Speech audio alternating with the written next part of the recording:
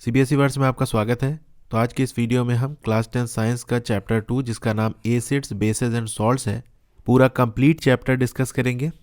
तो इसे आप वन शॉट वीडियो भी कह सकते हो, लेकिन यहाँ पर बिल्कुल हम लाइन बाय लाइन डिटेल में बिल्कुल नहीं पढ़ेंगे। एग्ज़ाम ओरिएंटेड पढ़ेंगे, जहाँ से एग्ज़ाम में पूछा जाता है, जो पूछा जा सकता है, इंपॉर्टेंट जो चीज़ें हैं सारी वही चीज़ें हम डिस्कस करेंगे।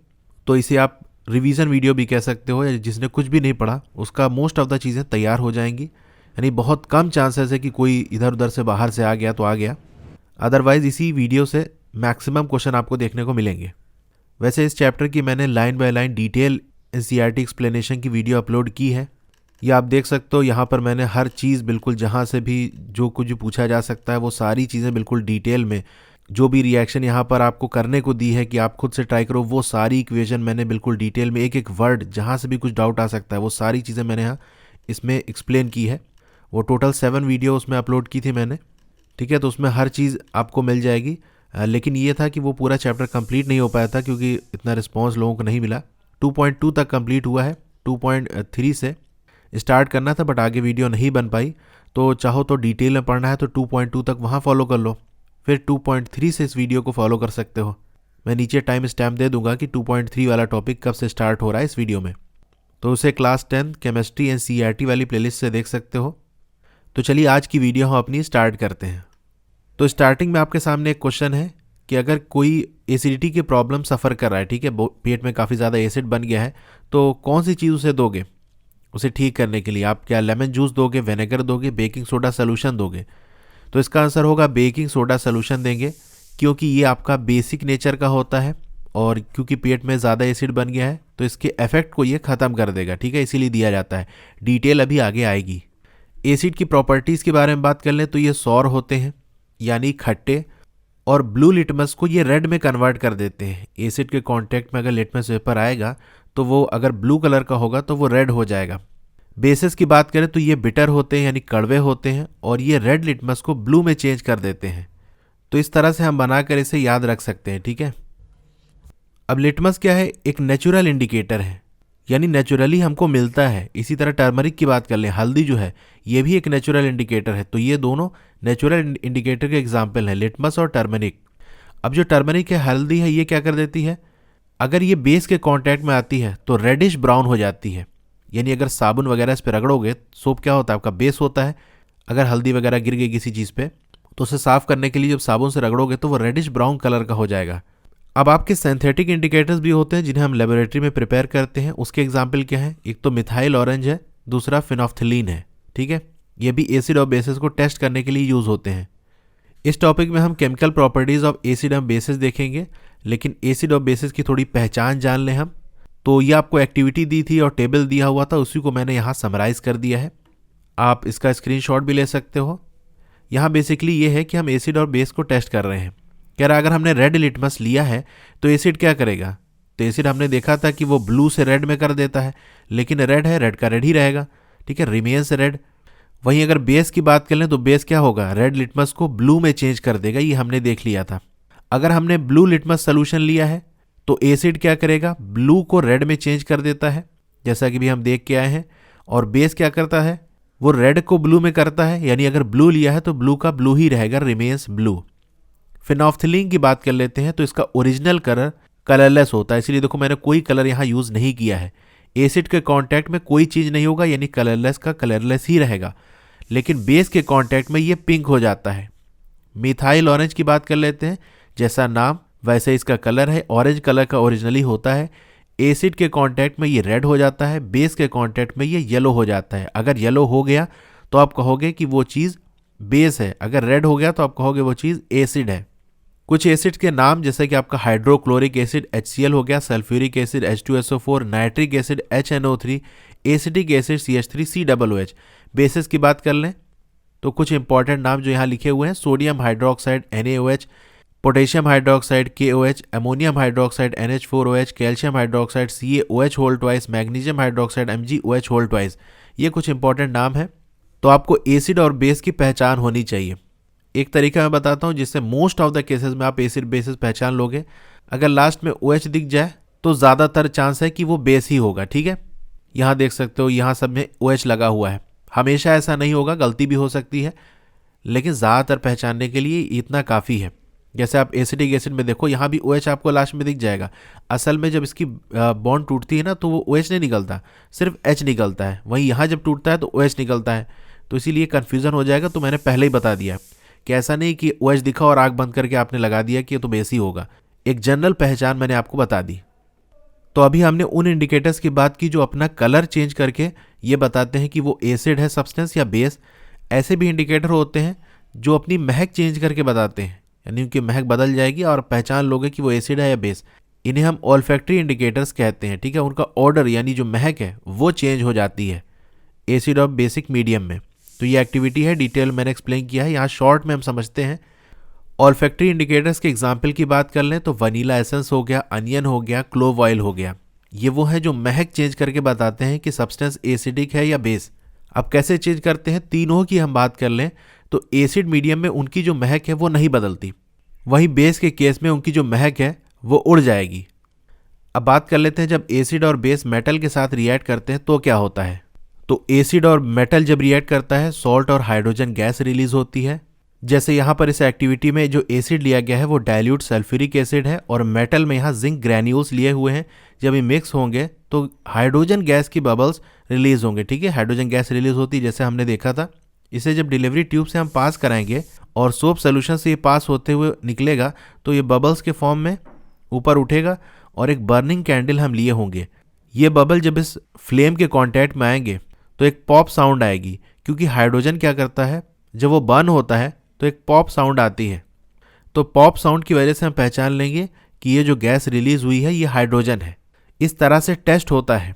ऐसा भी क्वेश्चन बन सकता है कि हम कैसे पहचानेंगे कि गैस जो निकल रही है वो हाइड्रोजन है। तो हम बर्निंग कैंडल को उसके पास ले आएंगे, वो बर्न करेगी पॉप साउंड के साथ, तो हम कह देंगे हाइड्रोजन है। इसकी रिएक्शन की बात कर लें तो देखो हमने जिंक लिया है और हमने क्या लिया है, सल्फ्यूरिक एसिड यानी H2SO4। ये प्रोडक्ट क्या बनाएगा, ये जो जिंक है इस हाइड्रोजन को हटा के इसकी जगह आ जाएगा और इस वजह से जो कंपाउंड बनता है उसे हम सॉल्ट कहते हैं। तो बनेगा ZnSO4 प्लस, जैसे हमने कहा था हाइड्रोजन गैस रिलीज होगी H2। एसिड का हमने देख लिया। इसी तरीके से अगर बेस और मेटल को आपस में रिएक्ट कराएंगे तो यहाँ पर भी सॉल्ट बनेगी और हाइड्रोजन गैस रिलीज होगी। बेस हमने NaOH यानी सोडियम हाइड्रोक्साइड लिया है और मेटल हमने जिंक लिया है। जो सॉल्ट यहाँ बनेगी वो सोडियम जिंकेट उसका नाम है। नाम इसका इंपॉर्टेंट है कि सोडियम हाइड्रोक्साइड और जिंक रिएक्ट कराएंगे तो कौन सी सॉल्ट बनेगी, सोडियम जिंकेट बनेगी। लेकिन एक चीज़ यहाँ पर याद रखने की है कि एसिड और बेस सारे ही मेटल के साथ रिएक्ट नहीं करते, कुछ सेलेक्टेड मेटल है उन्हीं के साथ ही रिएक्शन पॉसिबल है। अब अगर हमने मेटल कार्बोनेट लिया है या फिर मेटल हाइड्रोजन कार्बोनेट लिया है, वो एसिड के साथ रिएक्ट करेगा तो बनाएगा सॉल्ट, कार्बन डाइऑक्साइड और वाटर। जैसे एग्जाम्पल की बात कर लें तो हमने यहाँ पर मेटल कार्बोनेट लिया है। मेटल क्या है, सोडियम, CO3 मतलब carbonate, sodium carbonate Na2CO3। Acid हमने HCl लिया है, ये रिएक्ट करेगा तो क्या बनाएगा, सॉल्ट बनाएगा, NaCl, वाटर बनाएगा और कार्बन डाइऑक्साइड। तो ये तो मेटल कार्बोनेट की रिएक्शन हो गई। मेटल हाइड्रोजन कार्बोनेट में देखो Na हमारा मेटल है, ये हाइड्रोजन हो गया, CO3 carbonate, metal hydrogen carbonate. ये भी एसिड के साथ रिएक्ट करेगा तो सॉल्ट बनाएगा, वाटर बनाएगा और कार्बन डाइऑक्साइड रिलीज होगी, दोनों ही केसेस में। ये 2019 में एग्जाम में पूछा हुआ क्वेश्चन है। यहाँ से दोनों ही रिएक्शन में हमें ब्रिस्क एफरवेसेंस ऑब्जर्व होगा, यानी रैपिड एस्केप ऑफ गैसेस। ये जो कार्बन डाइऑक्साइड आपकी रिलीज हो रही है ये बबल्स के फॉर्म में, बहुत ज़्यादा अमाउंट में बबल्स फॉर्म होंगे जो कि ऊपर की तरफ उठेंगे। बबल्स क्या होता है, गैस जो ट्रैप हो जाती है वही बबल्स बनाती है, यानी गैस एस्केप होगी, आप कह सकते हो बबल्स का फॉर्मेशन होगा बहुत ज़्यादा अमाउंट में, बहुत तेज़ी से। उसी को हम ब्रिस्क एफरवेसेंस कहते हैं। तो ये दोनों ही केस में हमें ऑब्जर्व होगा। अच्छा, जो कार्बन डाइऑक्साइड हमको मिली है उसको अगर लाइम वाटर से पास करा दें, ठीक है, हमने CaOH होल ट्वाइस लिया और इसी कार्बन डाइऑक्साइड को पास करा दिया, यानी कि रिएक्शन हो गई। अब देखो CaOH होल ट्वाइस के कई नाम हैं, लाइम वाटर हो गया या स्लेक्ड लाइम हो गया या कैल्शियम हाइड्रोक्साइड हो गया, ठीक है, तीनों नाम याद रखना आप। तो रिएक्शन पे प्रोडक्ट जो बनता है CaCO3 बनेगा, जिसका नाम होता है कैल्शियम कार्बोनेट। ये वाइट कलर का प्रेसिपिटेट होता है, याद रखना। क्या आपसे पूछ लेगा वाइट कलर का प्रेसिपिटेट जो बनता है लाइम वाटर और कार्बन डाइऑक्साइड को रिएक्ट कराने में, उसका नाम क्या है, और यहाँ पर वाटर बनेगा। कार्बन डाइऑक्साइड हमने पास करा लिया। अगर और ज़्यादा पास कराएंगे तो देखो रिएक्शन से हमारा क्या बन गया था, CaCO3 और वाटर बन गया था। अब हमने इतना बनने के बाद और भी ज़्यादा कार्बन डाइऑक्साइड पास करा दिए एक्स्ट्रा, तो क्या होगा, फिर से एक रिएक्शन हो जाएगी जब एक्सेस कार्बन डाइऑक्साइड पास कराएंगे। तो ये जो प्रोडक्ट हमारा बना था ये कार्बन डाइऑक्साइड के साथ रिएक्ट करके अब क्या बनाएगा, CaHCO3 होल ट्वाइस, जिसका नाम है कैल्शियम हाइड्रोजन कार्बोनेट। और ये जो सब्सटेंस है वो कैसा होगा, वाटर में सॉल्युबल होगा। पिछली वाली रिएक्शन के अंदर जो बना था वो प्रेसिपिटेट बना था, यानी इस वाटर में डिजोल्व नहीं होगा, पानी अपना अलग होगा, कैल्शियम कार्बोनेट अपना अलग होगा। लेकिन जब एक्स्ट्रा कार्बन डाइऑक्साइड हम पास करा देंगे तो फिर जो प्रोडक्ट बनेगा वो वाटर में सॉल्युबल बनेगा। ये पॉइंट आप याद रखना, डायरेक्ट एग्जाम में यहाँ से क्वेश्चन आता है। अब आपका लाइमस्टोन हो गया, चौक हो गया, मार्बल हो गया, ये सारे ही क्या है, कैल्शियम कार्बोनेट के अलग अलग फॉर्म है। सबका फॉर्मूला सेम है। आपसे पूछ ले मार्बल का फॉर्मूला क्या होता है, तब आप सोचोगे क्या होता है, कैल्शियम कार्बोनेट वाला ही फॉर्मूला है, CaCO3। अब बेस और एसिड या एसिड और बेस आपस में रिएक्ट करते हैं तो सॉल्ट और वाटर बनाते हैं। एग्जाम्पल आप देख सकते हो, NaOH एक बेस है, HCl एक एसिड है। इसको हम मिलाएंगे तो क्या बनेगा, NaCl बनेगा जो कि एक सॉल्ट है, सोडियम क्लोराइड, और वाटर बनेगा। इस रिएक्शन को हम न्यूट्रलाइजेशन रिएक्शन कहते हैं। अब इसमें होता क्या है कि जो एसिड है वो बेस के इफेक्ट को ख़त्म कर देता है, बेस एसिड के इफेक्ट को ख़त्म कर देता है, तो नलीफाई कर देता है एक दूसरे के इफेक्ट को, ठीक है, नलीफाई। इसकी डिटेल अभी आगे आएगी। मेटल ऑक्साइड या मेटेलिक ऑक्साइड कह सकते हो, जब एसिड के साथ रिएक्ट करता है तो सॉल्ट और वाटर बनता है। सेम प्रोडक्ट जो भी हमने देखा था, एसिड और बेस मिलने पे सॉल्ट और वाटर बनता है, यहाँ पर भी ऐसा हो रहा है। तो एक मेटल ऑक्साइड आप ले लो, जैसे कि आप कॉपर ऑक्साइड, ये सारे ही नाम इंपॉर्टेंट है, डायरेक्ट आपसे क्वेश्चन पूछ लेगा। कॉपर ऑक्साइड रिएक्ट कर रहा है डाइल्यूट हाइड्रोक्लोरिक एसिड के साथ, क्या बनेगा प्रोडक्ट, या इससे रिलेटेड जो भी चीज़ें अभी हम देखेंगे। कॉपर ऑक्साइड आपने ले लिया, ये क्या है, कॉपर एक मेटल है, मेटल का ऑक्साइड है कॉपर ऑक्साइड, और डाइल्यूट हाइड्रोक्लोरिक एसिड हमने ले लिया। इसको मिक्स करना है, क्या होगा, आप देखोगे कि जो सोल्यूशन का कलर है वो ब्लू ग्रीन हो जाएगा, और जो कॉपर ऑक्साइड हमने लिया था वो डिजॉल्व हो जाएगा, यानी पूरा एक सोल्यूशन तैयार हो जाएगा। अब आपसे पूछा जाए ये जो ब्लू ग्रीन कलर हुआ है सोल्यूशन का वो किसकी वजह से हुआ है, तो आप कहोगे जो फॉर्मेशन हुआ है कॉपर सेकेंड क्लोराइड का, ठीक है। देखो कॉपर ऑक्साइड और HCl हमने रिएक्ट कराया, प्रोडक्ट क्या बना, कॉपर सेकेंड क्लोराइड, या सिंपल कॉपर क्लोराइड भी कह सकते हो, और वाटर बनता है।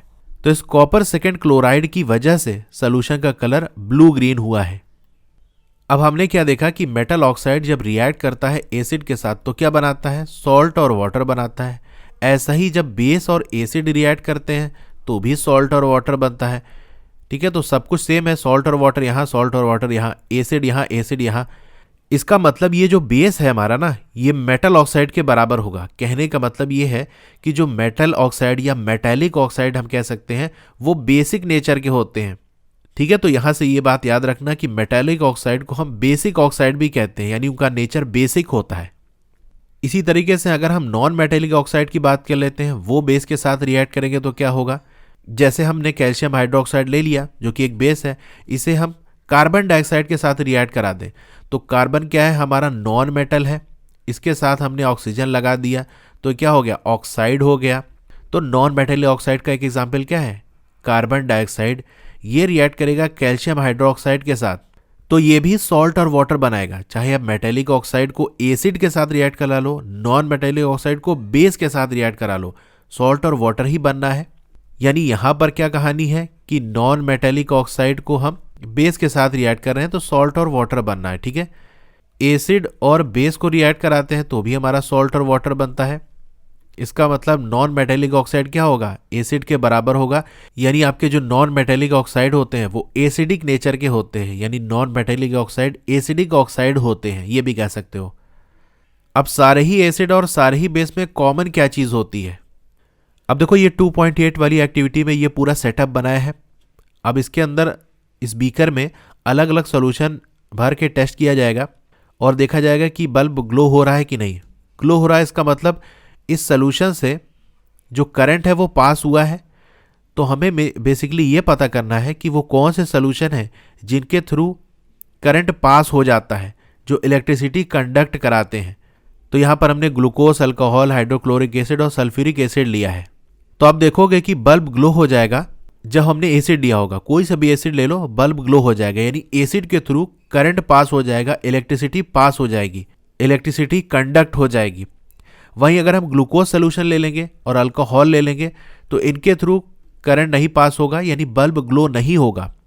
तो आप कह सकते हो ग्लूकोज और अल्कोहल के जो सोल्यूशन होते हैं वो इलेक्ट्रिसिटी कंडक्ट नहीं करते, उनके थ्रू करंट पास नहीं होता। तो जब इन्हें आप बीकर के अंदर डालोगे तो बल्ब ग्लो नहीं होगा। अब आप कहोगे कि एसिड के थ्रू इलेक्ट्रिसिटी कंडक्ट क्यों हो जाती है? इसलिए हो जाती है क्योंकि एसिड ब्रेक हो जाता है और उसका H+ आयन अलग हो जाता है, जिसे हम कैटायन कहते हैं, पॉजिटिव चार्ज वाला, और जो उसका अनायन होता है निगेटिव चार्ज वाला Cl नेगेटिव, वो अलग हो जाता है। अगर हमने एसिड आपका HCl लिया, इसी तरह कोई सा भी एसिड ले लो, इसी तरह से टूटेगा। ठीक है, ये हमारा HCl था तो इसका H अलग हो जाएगा H+, और Cl हमारा निगेटिव, ये चार्ज अलग हो जाएगा। H2SO4 आप ले लो, ठीक है, तो इसमें क्या हो जाएगा, H+ अपना अलग हो जाएगा और SO4 2 नेगेटिव अलग हो जाएगा। तो जैसा आप एसिड लोगे उसका जो एनायन है निगेटिव चार्ज वाला वो तो अपना अलग अलग होगा, लेकिन सारे ही केस में जो उसके कैटायन है पॉजिटिव चार्ज वाला वो सेम है, यानी H+।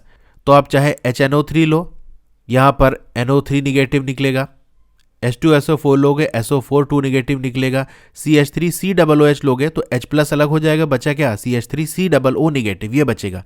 H+ सब में कॉमन है, बाकी सब अपना जो एनायंस है नेगेटिव चार्ज वाले हैं वो अलग अलग हैं। तो हम कह सकते हैं कि सारे ही एसिड क्या कर रहे हैं, हाइड्रोजन आयन H+ एक्वस ये रिलीज कर रहे हैं। ठीक है, अब कह रहा है उसी एक्टिविटी को अल्कलीज की मदद से आप रिपीट करो, यानी एसिड की जगह अगर हमने बेस लिया होता है, जैसे आपने सोडियम हाइड्रोक्साइड हो गया, कैल्शियम हाइड्रोक्साइड हो गया, तो क्या होगा, तो यहाँ पर भी इलेक्ट्रिसिटी कंडक्ट होगी, यानी यहाँ पर भी बल्ब ग्लो होगा। अब इस टॉपिक के अंदर ये चीज़ आपको एक्सप्लेन की गई है कि चाहे आप एसिड ले लो या बेस ले लो, ये अपना नेचर तब तक शो नहीं करते जो ओरिजिनल नेचर है जब तक वो वाटर के कांटेक्ट में ना आ जाए। जैसे हमने एसिड ले लिया HCl, ठीक है, ये गैस होती है और एसिड हमारा क्या करता है, जो ब्लू लिटमस है उसको रेड में चेंज कर देता है, लेकिन HCl गैस जब लिटमस के कांटेक्ट में आएगी, ब्लू वाला हमने लिया है, तो वो रेड में चेंज नहीं करेगा, कोई भी कलर चेंज नहीं होगा। इस तरह बेस का भी कोई ले लो, नहीं होगा, तभी अपना नेचर शो करेंगे जब वो वाटर के कांटेक्ट में आएंगे। अब वाटर के कांटेक्ट में कैसे आएंगे, दो तरीके हैं, या तो आप ऐसे वाटर ले लो, उसके अंदर HCl गैस को पास करा दो तो सोल्यूशन बन जाएगा। अब इसमें आप जब लिटमस टेस्ट करोगे तो ये ब्लू टू रेड कर देगा। दूसरा तरीका जो इस एक्टिविटी में शो किया गया है कि आप क्या करो, HCl गैस पहले प्रोड्यूस कैसे होती है वो देख लेते हैं। आप NaCl लोगे और कंसनट्रेटेड सल्फ्यूरिक एसिड यानी H2SO4, ये जब मिक्स होते हैं तो वहाँ से जो गैस निकलती है वो आपके HCl है। तो ये क्वेश्चन बन सकता है कैसे प्रोड्यूस होती है, NaCl और H2SO4 को रिएक्ट कराते हैं तब बनती है। तो HCl गैस तो निकल गई। अब क्या होगा, अगर हमने लिटमस पेपर लिया, एक सूखा हमने ले लिया, ठीक है, ड्राई वाला ले लिया, और एक वेट ले लिया, यानी उसको पानी में गीला कर लिया। गीला कर लिया मतलब यहाँ वाटर प्रेजेंट है। जब ये सूखी वाली HCl गैस इस लिटमस के ऊपर लगे हुए पानी के कांटेक्ट में आएगी तो एक छोटा सा सॉल्यूशन बन जाएगा, यानी वो जो गैस है HCl वो वाटर के साथ मिक्स हो जाएगी और सॉल्यूशन बन गया। अब सॉल्यूशन बन गया तो अपना नेचर वो शो कर देगी। इसका मतलब जो ड्राई गैस यहाँ से निकल रही है HCl गैस, वो ड्राई लिटमस पेपर के केस में कोई भी कलर चेंज नहीं शो करेगी, लेकिन हमारा अगर वेट लिटमस होगा, ठीक है, ब्लू लिटमस पेपर हमने गीला कर लिया होगा, तो उस केस में वो रेड हो जाएगा, क्योंकि अब एसिड को पानी मिल गया है जो कि लिटमस पे लगा था। तो आपसे ये पूछा जा सकता है कि ड्राई HCl गैस क्या करेगी, कोई भी कलर चेंज शो नहीं करेगी, ब्लू टू रेड नहीं शो करेगी। ठीक है, वहीं HCl का हमने सोल्यूशन बना दिया, यानी HCl प्लस हमने वाटर ले लिया, तो हाँ अब ऐसा होगा कि ब्लू टू रेड होगा, ऊपर वाले केस में नहीं होगा। अब जैसे हमने देखा था कि HCl के केस में क्या होता है, H+ आयन रिलीज होते हैं, तो जैसे ही ये रिलीज होते हैं ये अकेले नहीं टहलते रहते, ये वाटर का जो मॉलिक्यूल है H2O इसके साथ तुरंत बॉन्डिंग कर लेते हैं और H3O पॉजिटिव बना लेते हैं, जिसे हम हाइड्रोनियम आयन H3O पॉजिटिव कहते हैं। ठीक है, तो दो तरीके से आप लिख सकते हो कि एसिड क्या रिलीज करता है, H+, उसके आगे AQ लिखे होगे यानी एक्वस, यानी ये बता रहे हो कि खाली H+ नहीं है, वो वाटर के साथ मिक्स है। एक्वस सॉल्यूशन क्या होता है, वो होता है जो वाटर में प्रिपेयर किया गया होता है। तो बस यही दो तरीका है सही लिखने का। अगर एग्जाम में आ गया आपसे कहा HCl क्या रिलीज करता है, H+, ऑप्शन में एक दे दिया H+, AQ, और इस तरीके से आपको H3O पॉजिटिव, यहाँ एक्वस लिखने की जरूरत नहीं है क्योंकि आपका ये कंबाइंड फॉर्म लिखा ही हुआ है, तो ये वाला गलत होगा, ये सही और ये सही। तो प्रॉपर रिएक्शन हम क्या कह सकते हैं, जैसे एसिड है और वाटर के साथ हमने मिक्स किया, तो क्या बनेगा, H3O पॉजिटिव बनेगा और Cl नेगेटिव बनेगा। ठीक है, इस तरीके से बेस की बात कर लेते हैं। बेस भी वाटर में मिक्स होते हैं तो क्या होता है, इनके पॉजिटिव आयन जो होते हैं वो अलग हो जाते हैं और OH आयन रिलीज होते हैं। मेन यही है कि बेस क्या रिलीज करते हैं, OH नेगेटिव आयंस, जिसे हम हाइड्रो ऑक्साइड आयंस भी कहते हैं। ये कुछ एग्जाम्पल है। एक बेस हमने लिया है KOH, इसको वाटर के साथ मिक्स कर रहे हैं तो इसका K पॉजिटिव अलग हो जाएगा, OH नेगेटिव अलग हो जाएगा। MgOH होल ट्वाइस, ये वाटर के साथ मिक्स होगा, Mg2 पॉजिटिव अलग हो जाएगा और OH नेगेटिव यानी हाइड्रोक्साइड आयन अपना अलग हो जाएगा। तो बेस क्या जनरेट करते हैं, हाइड्रो ऑक्साइड आयन वाटर में। अब सारे ही बेस वाटर में सॉल्युबल नहीं होते, जो सॉल्युबल होते हैं उन्हें हम अल्कलीज कहते हैं। Alkalies are base that are dissolve in water, soluble in water भी कह सकते हो। अब हमने क्या देखा था कि एसिड रिलीज करते हैं आपके H+ आयन, और हमने देखा था कि बेस एक्वस आप लिखोगे। ठीक है, बेस क्या रिलीज करते हैं, OH नेगेटिव। ठीक है, ये भी एक्वस होता है। तो जब एसिड और बेस को हम रिएक्ट कराते हैं, मिक्स कराते हैं, तो यही जो हमारे H+ हैं और OH नेगेटिव ये मिल जाते हैं, तो 2 हाइड्रोजन हमारे पास हो गया H2 और एक ऑक्सीजन H2O। तो ऐसे वाटर बनता है कि एसिड का H+ आयन और बेस का OH नेगेटिव आयन ये मिलते हैं और वाटर प्रिपेयर हो जाता है। अब इसमें देखेंगे एसिड और बेस को वाटर में मिक्स किस तरह से किया जाता है। तो चाहे एसिड ले लो या बेस ले लो, जब वाटर में मिक्स करते हैं तो ये रिएक्शन काफ़ी ज़्यादा एक्सोथर्मिक होती है, यानी बहुत ज़्यादा हीट रिलीज होती है। तो इसका तरीका क्या होता है, acid must always be added slowly to water with constant stirring.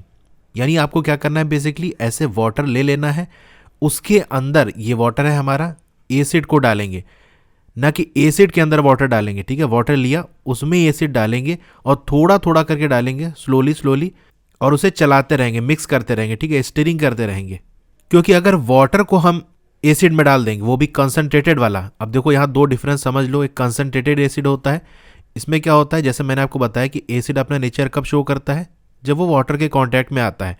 तो जो एसिड होता है वो वाटर का मिक्सचर ही रहता है, एक्वस सोल्यूशन के फॉर्म में रहता है। तो कंसंट्रेटेड एसिड वो होता है जिसके अंदर एसिड के अमाउंट काफ़ी ज़्यादा होता है और वाटर काफ़ी कम होता है। वहीं अगर डाइल्यूटेड एसिड लिखा है, इसका मतलब वो काफ़ी पतला एसिड है, इसके अंदर एसिड काफ़ी ज़्यादा कम है और वाटर ज़्यादा अमाउंट में है। ठीक है, तो ये डिफरेंस आई थिंक आप समझ गए होंगे। तो कंसंट्रेटेड एसिड जो होता है वो ज़्यादा पावरफुल होता है, क्योंकि एसिड का कंटेंट उसमें ज़्यादा होता है। अगर वाटर एसिड के अंदर डाल दोगे तो बहुत ज़्यादा हीट जनरेट हो जाएगी, जो कि आपको बर्न भी कर सकती है, और जो कंटेनर है वो भी ब्रेक हो सकता है। तो यहाँ डाइल्यूजन के बारे में ही बात की गई है कि एसिड या बेस जब वाटर में मिक्स होते हैं, यानी वाटर डालते जाते हैं, तो उनका जो कंसंट्रेशन होता है आयंस का, चाहे एसिड की बात कर लें तो हाइड्रोनियम आयन, या बेस की बात कर लें तो हाइड्रोक्साइड आयन, वो पर यूनिट वॉल्यूम डिक्रीज करने लगता है। यानी आपने एसिड मान लो 2 यूनिट्स लिया था, ठीक है, उसके अंदर आपने 1 यूनिट एसिड डाला, वाटर डाला, वाटर आप बढ़ा रहे हो, एक और यूनिट डाल दिया, इस तरह करते करते 10 यूनिट डाल दिया। तो जितना ज़्यादा आप वाटर डालते जाओगे तो देख रहे हो वाटर कंपेरिजन में एसिड कम होता जा रहा है।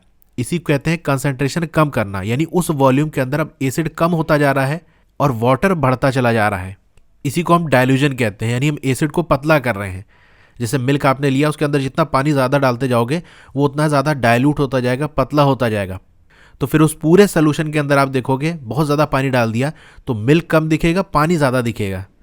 अब बात कर लेते हैं यूनिवर्सल इंडिकेटर की। ये क्या होता है, बहुत सारे इंडिकेटर्स का मिक्सचर होता है और ये अलग अलग कलर शो करता है अलग अलग कंसंट्रेशन पे, यानी कितना हाइड्रोजन आयन है उसके हिसाब से उसका कलर होगा।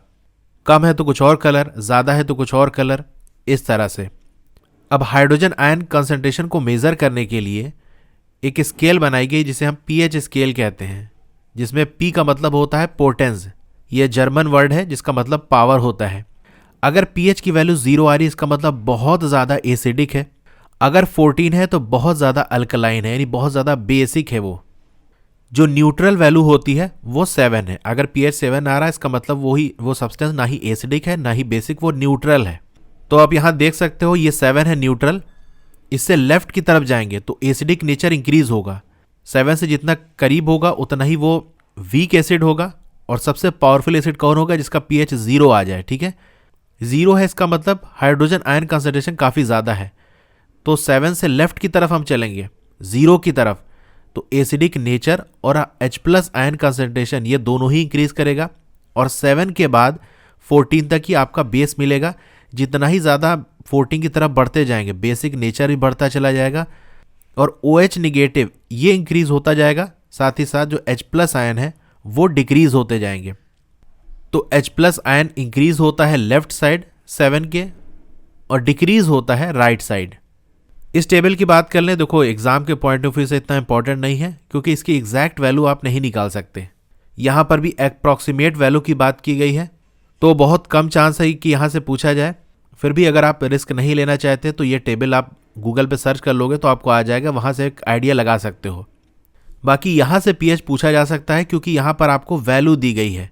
देखो कलर से हम कैसे पता करेंगे, बिल्कुल रेड है या डार्क ऑरेंज है तो आपका ये एसिडिक होता है, यानी 0 वाला pH होता है। जैसे हम आगे बढ़ते जाते हैं इसका कलर हल्का होता जाता है, फिर थोड़ा सा बीच में ग्रीनिश आपको मिल जाएगा, ठीक है, रेडिश ग्रीन इधर आपको 7 से पहले थोड़ा सा मिल जाएगा और ब्लूइश ग्रीन आपको 7 से आगे 7, 8, 9 इस तरह में आपको मिल जाएगा, ठीक है। आगे बढ़ते जाओगे तो वो ब्लू इंक्रीज होता जाएगा और फाइनली 14 पे आके बिल्कुल एग्जैक्ट ब्लू कलर आपको मिलेगा।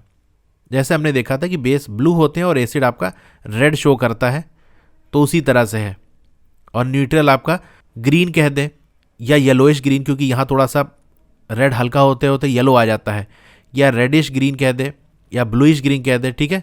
ऑप्शन से चेक हो जाएगा, देखो बहुत क्लियरली डिफाइन कर देगा वहाँ, या तो रेड दे देगा ब्लू दे देगा, तो इतना समझ जाओगे न्यूट्रल का आपका रेड और ब्लू तो होता नहीं। बहरहाल ये टेबल इतना कलर इंपॉर्टेंट नहीं है। इसकी वैल्यू यहाँ देख लो, गैस्ट्रिक जूस जो होता है स्टमक में जो निकलता है उसका pH अबाउट 1.2 होता है। लेमन जूस की बात कर लें तो 2.2 होता है। देखो ये सब क्या है, 7 से कम है यानी सब एसिडिक है। प्योर वाटर या ब्लड की बात कर लेते हैं तो ये 7.4 होता है, थोड़ा सा बेसिक की तरफ होता है जिसे हम न्यूट्रल ही मान के चल सकते हैं। मिल्क ऑफ मैग्नीशिया इसका 10 होता है, ये बेसिक होता है। सोडियम हाइड्रोक्साइड सोल्यूशन इसका 14 होता है, काफ़ी ज़्यादा बेसिक होता है। तो हम कह सकते हैं जितना ज़्यादा H+ आयन होगा उतना ही वो स्ट्रॉन्ग एसिड होगा और जितना H+ आयन कम होगा उतना ही वो वीक एसिड होगा। हमारी बॉडी का जो pH रेंज होता है वो 7 से लेके 7.8 यानी नॉर्मल ही होता है ऑलमोस्ट।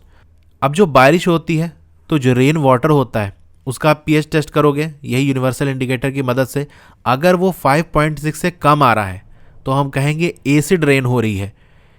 इससे प्रॉब्लम होगी क्योंकि वो रिवर्स वगैरह में जाएगी, तो एक्वेटिक जो ऑर्गेनिज्म है उनकी लाइफ को खतरा है।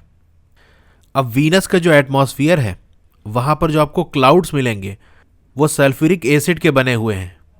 अब सॉइल का pH क्या होता है, देखो अच्छी प्लांट की ग्रोथ के लिए सॉइल का जो pH होना चाहिए वो लगभग 5.5 से लेके 7.5 के बीच में होना चाहिए, तभी अच्छी ग्रोथ होगी प्लांट की। हमारे स्टमक में भी एसिड रिलीज होता है, 6 वाले चैप्टर में आपने पढ़ा होगा। वो कौन सा एसिड होता है, हाइड्रोक्लोरिक एसिड। इसके वर्किंग के बारे में चैप्टर 6 में हमने डिस्कस कर लिया है डिटेल में। तो अगर एसिड ज़्यादा बन जाता है पेट में तो इससे प्रॉब्लम हो जाती है, इरिटेशन पेन वगैरह हो जाता है। तो इसे ठीक करने के लिए बेसेस का इस्तेमाल किया जाता है क्योंकि बेस उसके इफेक्ट को ख़त्म कर देते हैं। इन्हीं बेसेस को हम एंटासिड्स कहते हैं, जो एसिड के एंटी होते हैं उनके इफेक्ट को ख़त्म करते हैं। कुछ एंटासिड्स के एग्जाम्पल आप बात कर लो तो मैग्नीशियम हाइड्रोक्साइड जिसे मिल्क ऑफ मैग्नीशिया कहते हैं, या हल्का बेस, क्योंकि बहुत ज़्यादा बेसिक चीज़ अगर हमने ले लिया तो वो भी क्या कहते हैं हार्मफुल होता है। इसीलिए जब भी हम बेस यूज़ करते हैं तो बहुत हाई बेस यूज़ नहीं करते, माइल्ड बेस ही यूज़ करते हैं, ठीक है, जो कि आपका मैग्नीशियम हाइड्रोक्साइड हो गया, मिल्क ऑफ मैग्नीशिया। अगर आपके माउथ का pH 5.5 से कम हो जाता है तो दांत गिरना शुरू हो जाएंगे, ये प्रॉब्लम आपके सामने आ जाएगी क्योंकि दांत के ऊपर की जो कवरिंग होती है, टूथ इनेमल जिसे हम कहते हैं, वो कैल्शियम हाइड्रोक्सापेटाइट की बनी होती है जो कि एक क्रिस्टल फॉर्म है कैल्शियम फॉस्फेट का। तो ये जो टूथ इनेमल होता है, जो ऊपर की कवरिंग होती है, वो हार्डेस्ट सब्सटेंस होता है पूरी बॉडी में। अगर हम देख लें सबसे हार्डेस्ट सब्सटेंस यही होता है। जब pH 5.5 से कम हो जाता है तो इसमें करोजन स्टार्ट हो जाता है। अब कहोगे कि एसिड बनता कैसे है माउथ में, तो ये बैक्टीरिया है इसके पीछे। ये क्या करता है, एसिड प्रोड्यूस करता है क्योंकि जो भी आप फूड खाते हो उसमें जो शुगर प्रेजेंट होती है उसको डिकम्पोज करता है, डिग्रेडेशन उसका करता है और एसिड बना देता है। इसीलिए कहा जाता है कि टूथपेस्ट का इस्तेमाल करना चाहिए क्योंकि टूथपेस्ट आपके बेसिक नेचर के होते हैं। तो एक तो दांत की सफाई होगी, जो भी फूड पार्टिकल रह गए थे जिनको बैक्टीरिया ब्रेक डाउन कर रहा था वो नहीं कर पाएगा। दूसरी बात, बेस उस पर लग जाएगा तो जो एसिड बना होगा उसका इफेक्ट भी खत्म हो जाएगा। कुछ एनिमल और प्लांट्स भी होते हैं जो अपने बचाव के लिए, सेल्फ डिफेंस के लिए एसिड रिलीज करते हैं। जैसा आपका मधुमक्खी हो गई, वो काट लेती है, तो उसमें क्या होता है, एसिड निकलता है। अगर आपको मधुमक्खी ने काटा है, डंक मारा है, तो आप बेकिंग सोडा का इस्तेमाल कर सकते हो जहाँ पर भी उसने काटा है, तो आपको उससे रिलीफ मिलेगा। नेटिल प्लांट की जो पत्तियाँ होती हैं वो थोड़ा कांटेदार होती हैं, स्टिंगिंग हेयर्स होते हैं, ठीक है, वो गड़ जाएंगे अगर आप उसे छुओगे। वो क्या करती हैं, मिथेनोइक एसिड को इंजेक्ट कर देती हैं। गड़ा तो उसके अंदर से क्या होगा, मिथेनोइक एसिड निकल के आपकी बॉडी में चलाएगा, उससे आपको इरिटेशन हो सकती है, ठीक है। ये लीव्स आपको दी है, देख सकते हो, ये कांटेदार थोड़ी है। ये पूरा पार्ट इतना इंपॉर्टेंट नहीं है, यहाँ पर इंपॉर्टेंट है, यहाँ से बहुत क्वेश्चन पूछे गए हैं कि किस सब्सटेंस के अंदर कौन सा एसिड होता है। विनेगर के अंदर एसिटिक एसिड, से जस्ट आप याद कर लेना, ठीक है। ऑरेंज में सिट्रिक एसिड, टैमरिंड के अंदर टारटेरिक एसिड, टोमेटो में ऑक्जेलिक एसिड, सौर मिल्क या जो कर्ड दही होती है आपका लैक्टिक एसिड होता है, लेमन के अंदर सिट्रिक एसिड, एंट स्टिंग यानी जो चींटी काटती है उसमें से क्या निकलता है, मिथेनोइक एसिड। ये जो नेटिल प्लांट है जिसका हमने देखा ऊपर नेटिल स्टिंग, यहाँ पर से भी मिथेनोइक एसिड निकलता है। अब सॉल्ट्स के बारे में हम थोड़ा पढ़ लेते हैं। फैमिली ऑफ सॉल्ट क्या होता है, सॉल्ट का परिवार, ये क्या चीज़ है। तो यहाँ पर देखो आपको केमिकल फॉर्मूला लिखने हैं, कुछ जो सॉल्ट दी हुई है, तो यहाँ पर मैंने उन सब के नाम लिख दिए हैं। आपको चाहे स्क्रीनशॉट ले लो या फिर आप कहोगे तो ये वाली पीडीएफ मैं शेयर कर दूंगा, क्योंकि यहाँ पर मैंने जो भी इंपॉर्टेंट चीज़ें हैं इसमें लिख दी इसी पीडीएफ में। अब एक क्वेश्चन यहाँ से पेरेंट से रिलेटेड आता है कि जैसे कोई सॉल्ट है तो आपसे पूछा जाएगा इस सॉल्ट के पेरेंट्स कौन है, यानी कौन सा एसिड, सॉल्ट कैसे बनता है, एसिड प्लस बेस, तो कौन सा एसिड इस्तेमाल किया गया है और कौन सा बेस इस्तेमाल किया गया है जिसकी वजह से ये सॉल्ट बनी है, तो ये आपको पहचानना होता है। अब ऊपर जो भी सॉल्ट के नाम आपको लिखने को कहे गए थे वो सारे देखो मैंने यहाँ लिख दिए हैं, जिस एसिड और बेस के मिलने से बनते हैं वो भी मैंने लिख दिए हैं। आप चाहो तो इसका स्क्रीनशॉट ले लो, ठीक है। इसमें समझाने जैसा कुछ नहीं है, जस्ट आपको याद करने वाली चीज़ है। अब देखो एग्जाम में अगर क्वेश्चन आता है यहाँ से, तो एग्जामिनर चाहे तो आपसे दुश्मनी निकाल सकता है, वो बहुत ही ज़्यादा डिफिकल्ट कंफ्यूजिंग दे सकता है। नहीं तो जनरली बात करें, मैंने सैम्पल पेपर में भी कराया है क्वेश्चन, तो वहाँ देखो अगर आपको नहीं पता कि ये सॉल्ट किस एसिड और बेस से मिल के बनी है, फिर भी आप कर लोगे, वहाँ मैंने कराया था। अगर एवरेज क्वेश्चन आता है, अच्छा क्वेश्चन आता है, तो आप बिना एसिड और बेस के नाम याद करे भी सॉल्ट पहचान लोगे। कैसे पहचानोगे, देखो जैसे ये हमारी सॉल्ट है, इसके अंदर इसको दो हिस्से में बांट दो, मेटल वाले हिस्से को अलग कर दो, बाकी हिस्सा अलग कर दो। जैसे ये आपका पोटेशियम है, इसे आपने अलग कर दिया और SO4 अलग कर दिया। अब पोटेशियम आपको एक जगह मिल जाएगा, SO4 आपको एक जगह मिल जाएगा। SO4 जनरली किसमें होता है, एसिड, H2SO4 आपको याद होगा। तो देखो SO4 हमको यहाँ से मिल गया, पोटेशियम यहाँ से मिल गया, यानी इसके दोनों हिस्से, एक हिस्सा एसिड में मिल जाएगा, एक हिस्सा आपको बेस में मिल जाएगा। इस तरह देख लो, Na हमने अलग कर लिया, SO4 अलग कर लिया, Na हमको यहाँ से मिल जाएगा, SO4 दिख गया तो वैसे ही आप समझ लोगे SO4 तो यही होता है। कार्बोनेट भी जनरली ऐसे ही मिल जाएगा यहाँ पर। NaCl वाला देखो बहुत सिंपल है, एग्जाम में पूछा गया है। ये कैसे बना है, देखो Cl यहाँ से मिल गया, Na यहाँ से मिल गया। अब ऑप्शन ऐसा होगा, कुछ में एक पार्ट मिल रहे होंगे, कुछ में दूसरा पार्ट मिल रहा होगा, कुछ में दोनों ही पार्ट नहीं मिल रहे होंगे। एक ऐसा होगा जिसमें से दोनों पार्ट आपको मिल जाएंगे, ठीक है, एक में एसिड में मिल जाएगा, एक बेस में। तो इस तरह से पहचान सकते हो। ये सारा आप खुद से प्रैक्टिस कर लेना, बिल्कुल सिंपल है। अगर इसको नहीं याद करना चाहते, जो कि टाइम नहीं है, पढ़ा नहीं है, अब याद करोगे तो कन्फ्यूज़न हो सकती है, तो जस्ट आप इतना समझ लेना। जैसे हमने MgSO4 लिया, तो अब आपको ऑप्शन दे देगा कि बताओ इसके एसिड और बेस कौन पेरेंट्स हैं इसमें, तो आप Mg देखोगे, Mg आपको यहाँ मिल गया, SO4 यहाँ मिल गया, तो यही दोनों इसके पेरेंट एसिड और बेस हैं। अब एक सॉल्ट हमने लिखी NaCl, ये एक सॉल्ट है। दूसरी सॉल्ट हम लिख देते हैं Na2SO4।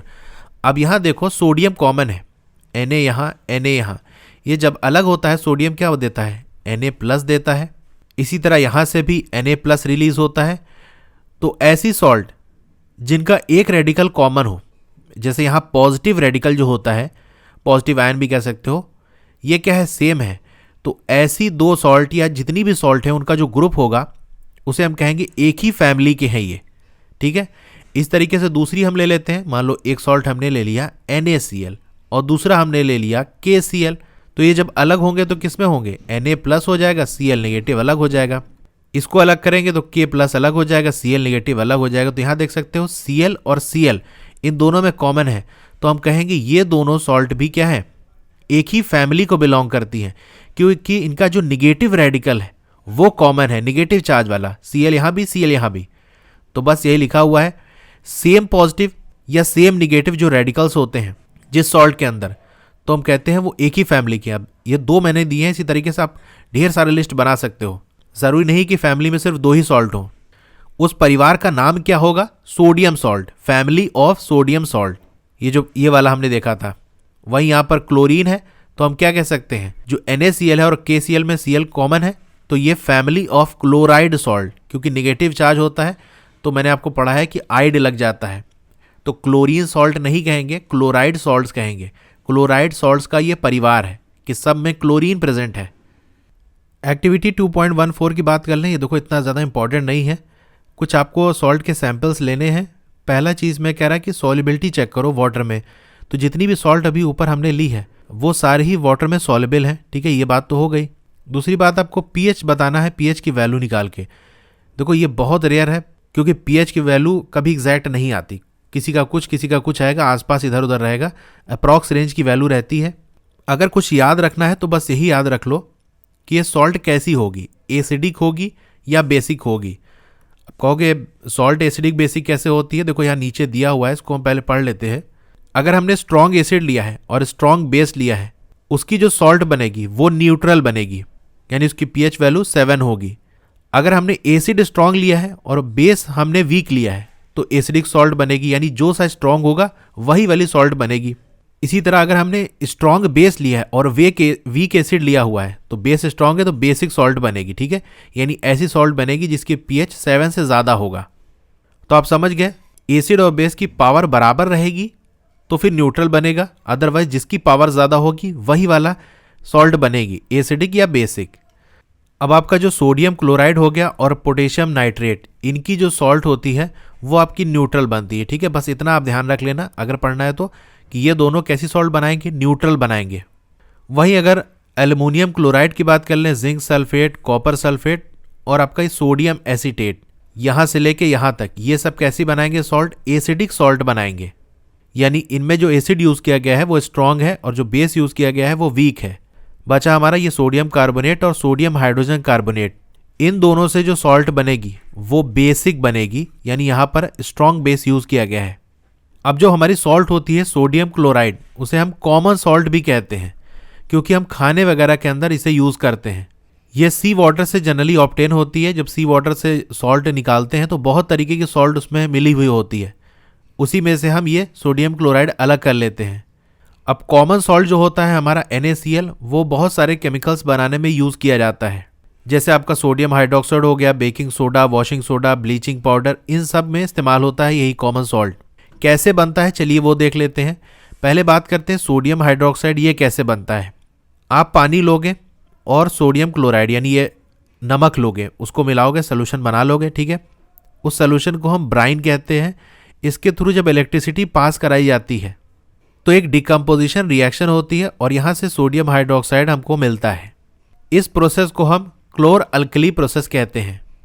तो ये रिएक्शन देख सकते हो, सोडियम क्लोराइड है, वाटर मिक्स करके हमने सोल्यूशन बनाया था, प्रोडक्ट हमारा NaOH सोडियम हाइड्रोक्साइड बनना है, इसीलिए हम इसे अल्कली कहते हैं इस प्रोसेस के नाम में।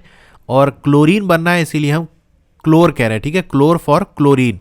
तो शॉर्ट में हमने लिखा है क्लोर अल्कली, यानी एक अल्कली बनना है और एक क्लोरीन बनना है, साथ में हाइड्रोजन गैस भी रिलीज होती है। अब कौन सी चीज़ कहाँ बनती है ये भी इंपॉर्टेंट है। क्लोरीन गैस कहाँ मिलेगी आपको? एनोड पे मिलेगी। हाइड्रोजन गैस कहाँ मिलेगी? कैथोड पे आपको मिलेगी।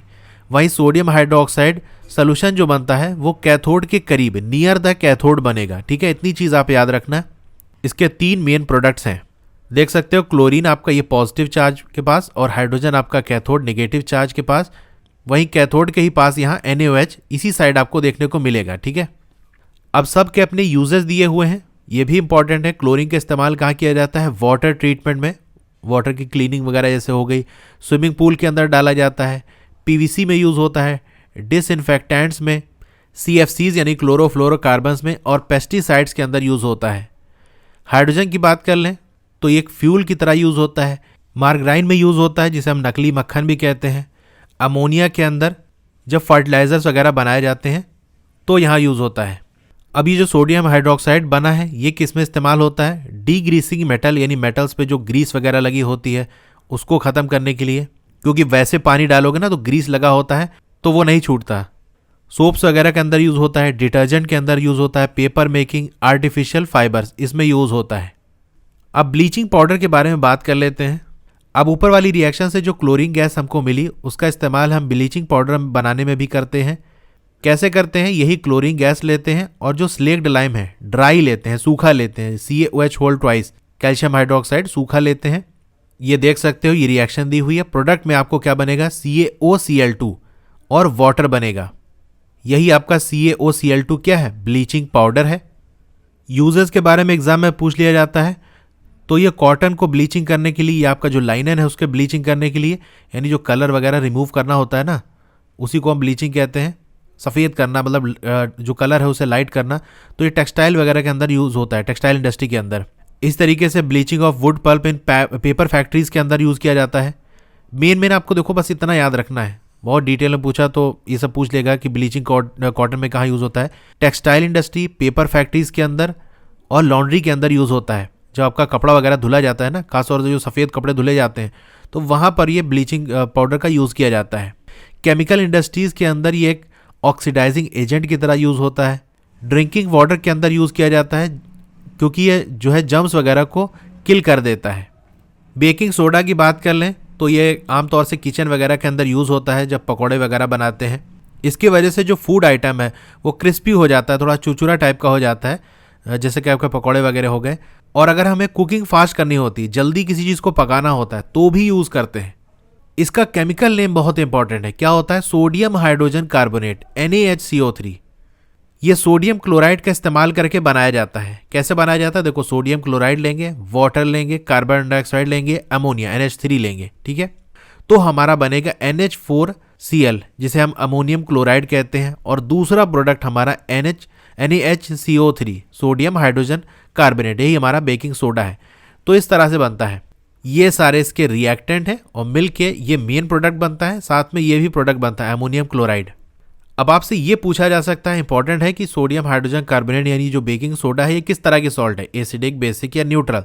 तो आप कहोगे mild non corrosive basic salt. जो माइल्ड बेस होते हैं ना, हल्के बेस होते हैं, वो ज़्यादा करोसिव नहीं होते, मतलब उसको टच करने से, यूज़ करने से, खाने से बर्निंग नहीं होगी। तो ये माइल्ड बेस होते हैं। सीधी सी बात है, फूड में यूज़ कर रहे हैं तो ये बेसिक नेचर के होते हैं। याद रखना, कैसा बेसिक? हल्का बिल्कुल। जब हम पकाते हैं, कुकिंग करते हैं, तो कौन सी रिएक्शन होती है ये इंपॉर्टेंट है। तो सोडियम हाइड्रोजन कार्बोनेट हमने लिया, जब पकाएंगे तो ये भी हीट होगा।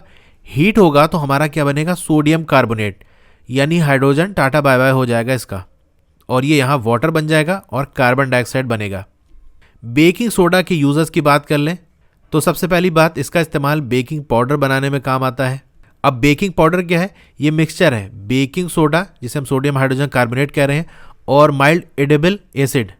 अब चूंकि माइल्ड होता है, हल्का होता है, इसीलिए एडिबल होता है, यानी खाने में हम इस्तेमाल कर सकते हैं। ऐसा एसिड है, जैसे आप टार्टेरिक एसिड हो गया, ठीक है। तो ये एग्जाम में पूछा हुआ क्वेश्चन है कि बेकिंग पाउडर आपका कैसे बनता है।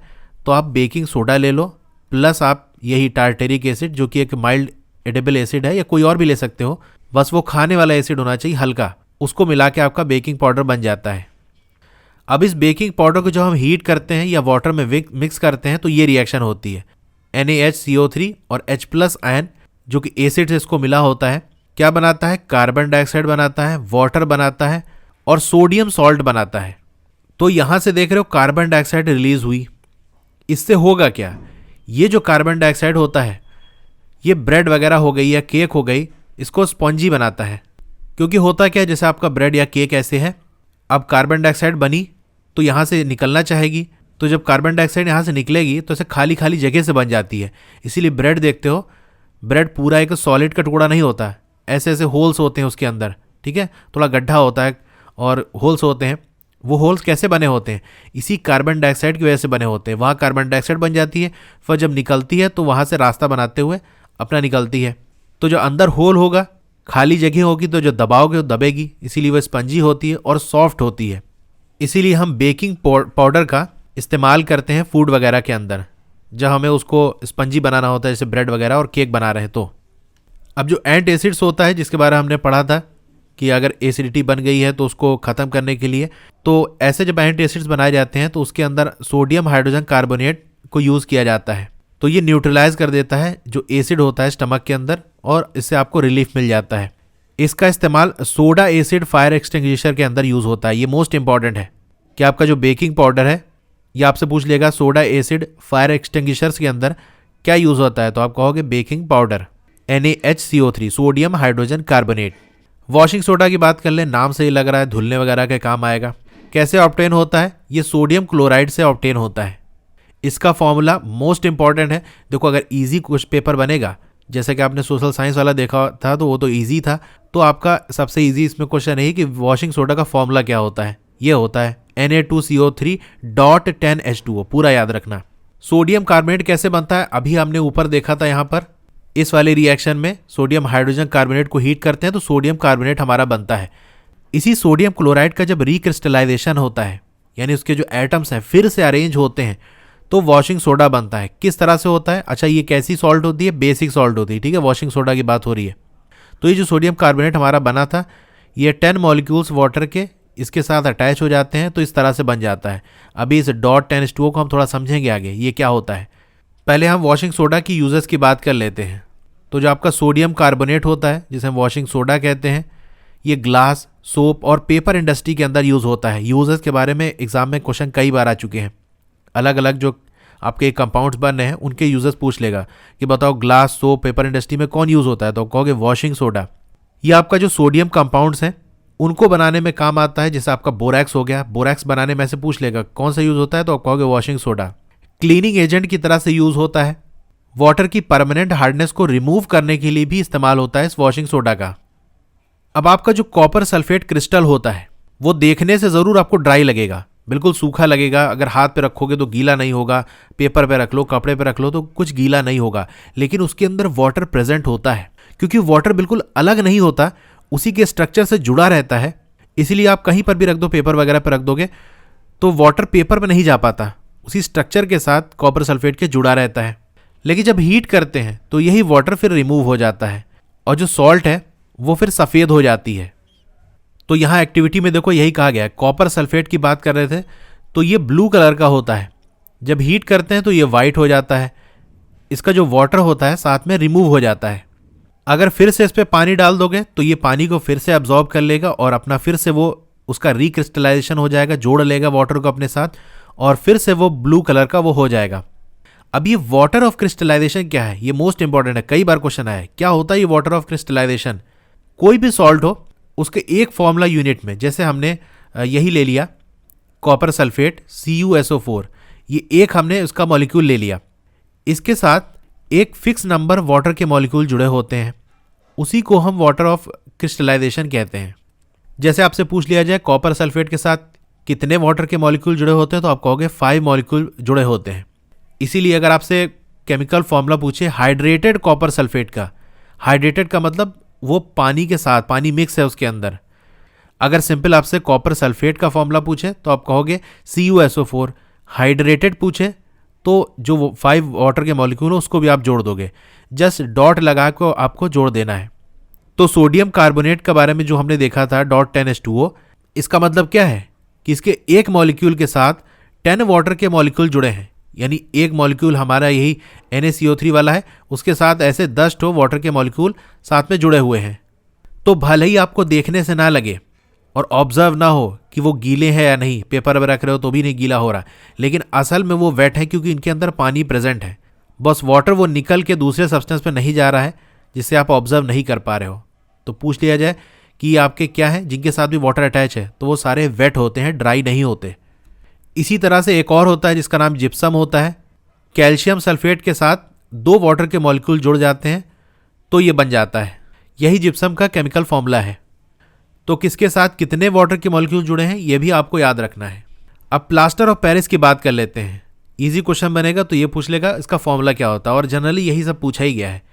यूजेस वगैरह तो थोड़ा डिफिकल्ट में आ जाता है, सिंपल तो यही होता है कि फॉर्मूला आपसे पूछ लिया जाए, और आई होप फॉर्मूला ही पूछे। पहले आप फॉर्मूला सारे ज़रूर याद कर लेना, उसके बाद आप ये याद कर लेना कि ये कैसे बनते हैं, लास्ट में आप यूजेस देख लेना, ठीक है।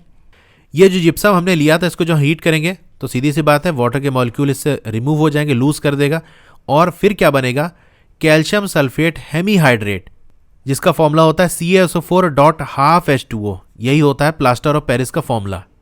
अच्छा, प्लास्टर वैसे भी याद आ रहा होगा कि प्लास्टर का मतलब क्या है, हड्डी वगैरह टूट जाती है तो प्लास्टर तो वही वाला प्लास्टर है, ठीक है, डॉक्टर यूज़ करते हैं जैसे बोन्स वगैरह फ्रैक्चर हो गई ना, तो उसको सही पोजीशन में बैठा के फिर प्लास्टर बांध देते हैं, तो वहाँ यूज़ होता है। कैसे यूज़ होता है आप देखोगे, अगर कभी आपके टूटा हुआ हाथ वगैरह या किसी को देखा हो, तो वहाँ पर उनके पास वाइट पाउडर होता है, उसको वाटर के साथ मिक्स कर देते हैं और लगा देते हैं। तो जो प्लास्टर ऑफ पेरिस रहता है, जब वाटर मिक्स होता है तो वो जिप्सम में चेंज हो जाता है, और जिप्सम क्या है, एक सॉलिड फिर स्ट्रक्चर उसका होता है। ठीक है, इस तरह से कुछ रिएक्शन होती है। आपने प्लास्टर ऑफ पेरिस POP आपने लिया है, CaSO4.12H2O, इसके साथ 1.5 वाटर का मॉलिक्यूल जुड़ा, CaSO4.2H2O बन गया। ये हो गया जिप्सम का फॉर्मूला। अब आप ये चीज़ सोच रहे होगे कि ये हाफ कैसे जुड़ा हुआ है। तो होता देखो ऐसे है ना, एक वाटर का मॉलिक्यूल है, इसके साथ एक CaSO4 इधर जुड़ा है, दूसरा CaSO4 इधर जुड़ा है। तो हम बेसिकली ये कह रहे हैं कि एक वाटर के साथ 2 CaSO4 जुड़ा है। ठीक है, एक वाटर तो 2 CaSO4, तो अगर एक CaSO4 निकालेंगे तो उसके साथ कितना वाटर आएगा, आधा ही हिस्सा आएगा, यानी एक CaSO4 के हिस्से में आधा ही सिर्फ वाटर का मॉलिक्यूल है। तो यही इससे शो किया जाता है। अब इस प्लास्टर ऑफ पेरिस का यूज़ क्या होता है, टॉयज़ वगैरह के अंदर बनाने में यूज़ होता है, डेकोरेशन वाले मटेरियल में यूज़ होता है बनाने में, सरफेस को स्मूथ करने में यूज़ होता है। तो ये क्वेश्चन हो गया। कुछ एक्सरसाइज हम देख लेते हैं, एक्सरसाइज से भी क्वेश्चन आए हुए हैं। रेड टू ब्लू हो रहा है, यानी बेसिक होगा, तो उसका pH क्या होगा। देखो 7 आपका न्यूट्रल होता है, 7 से ज़्यादा जो होगा वो बेसिक की तरफ जाएगा, 7 से कम एसिड की तरफ। तो ब्लू हो रहा है यानी बेसिक है, 7 से ज़्यादा होगा, 7 से ज़्यादा एक ही ऑप्शन है, ये D हो गया। सेकेंड वाला क्वेश्चन है, एक सोल्यूशन है जो कि रिएक्ट कर रहा है क्रश्ड एग शेल से। तो देखो एग शेल जो आपका होता है वो किसका बना होता है, कैल्शियम कार्बोनेट CaCO3 का। तो इसके साथ कोई सोल्यूशन रिएक्ट कर रहा है, हमको नहीं पता क्या हो रहा है। और क्या कह रहा है, गिव अ गैस, वहाँ से गैस निकलती है जो कि लाइम वाटर को मिल्की कर देती है। तो वो कौन सी गैस होती है जो लाइम वाटर को मिल्की कर देती है, कार्बन डाइऑक्साइड, यानी यहाँ से कार्बन डाइऑक्साइड रिलीज हो रहा है। तो कौन सा ऑप्शन होगा। तो देखो हमने पढ़ा था कि जो आपके मेटल कार्बोनेट हैं वो जब एसिड के साथ रिएक्ट करते हैं तो सॉल्ट बनाते हैं, वाटर बनाते हैं और कार्बन डाइऑक्साइड रिलीज करते हैं। तो इनमें से एसिड कौन है, ये B वाला ऑप्शन होगा, HCl। थर्ड क्वेश्चन की बात कर लेते हैं। 10 ml सोल्यूशन लिया है हमने NaOH का, वो कह रहा है कंप्लीटली न्यूट्रलाइज कर दे रहा है 8 ml of solution of HCl। ठीक है, 8 ml HCl है। अगर 20 ml हम उस सोल्यूशन का लेते हैं NaOH का, तो कितना HCl लेने की ज़रूरत है ताकि न्यूट्रलाइज कर दे। तो कहने का मतलब ये है कि हमारा NaOH और HCl को मिक्स किया जा रहा है। NaOH हमने 10 ml लिया है और HCl हमने 8 लिया है। अगर हम NaOH 20 ले लेते हैं तो HCl कितना लेना पड़ेगा, इसका डबल कर दिया, इसको भी डबल कर दो, 8 8 16 हो जाएगा। तो इसका ये D ऑप्शन सही है। इनडाइजेशन को ट्रीट करने के लिए किस तरह की मेडिसिन यूज़ होती है, तो एंटासिड। ठीक है, क्योंकि इनडाइजेशन आपका एसिड बनने की वजह से होता है, एसिड को ख़त्म कौन करता है, एंटासिड। तो MCQ वाला तो बस यहीं तक था, बाकी आप चाहो तो आगे भी कर लेना। मेन आपका MCQ वाला ही है इसमें, जो 4 क्वेश्चन तक है। तो यहाँ आकर ये पूरा चैप्टर कंप्लीट हो जाता है। मेरी पूरी कोशिश रही है कि जहाँ से भी क्वेश्चन बन सकता है वो सारी चीज़ें मैंने कवर करा दी, इसीलिए वीडियो थोड़ी लंबी बन गई है। साइंस के और भी चैप्टर्स की मैंने वीडियो बनाई है, इंपॉर्टेंट क्वेश्चंस की, प्रीवियस ईयर की, हर तरह की वीडियो है। जो भी देखना है तो आपका जैसे ये मोबाइल है और ये यहाँ ऊपर वीडियो चल रही है, यहाँ कॉर्नर में देखोगे एक एरो टाइप का बना होगा, यहाँ क्लिक करोगे तो डिस्क्रिप्शन ओपन हो जाएगा, वहाँ प्लेलिस्ट का नाम और उसका लिंक शो कर रहा होगा, वहाँ पे क्लिक करके उस प्लेलिस्ट को आप ओपन कर सकते हो। तो आपको ये वीडियो कैसी लगी कमेंट करके ज़रूर बताइए, अच्छी लगी हो तो लाइक करिए, और अगर आप चैनल पर नए हैं तो सब्सक्राइब ज़रूर करिए। उसके बगल में एक बेल का आइकन होगा, उसको दबा के जब ऑल पे क्लिक कर देंगे तो नई वीडियो आते ही आपको मैसेज आ जाएगा। मिलते हैं फिर अगली वीडियो में। Thank you.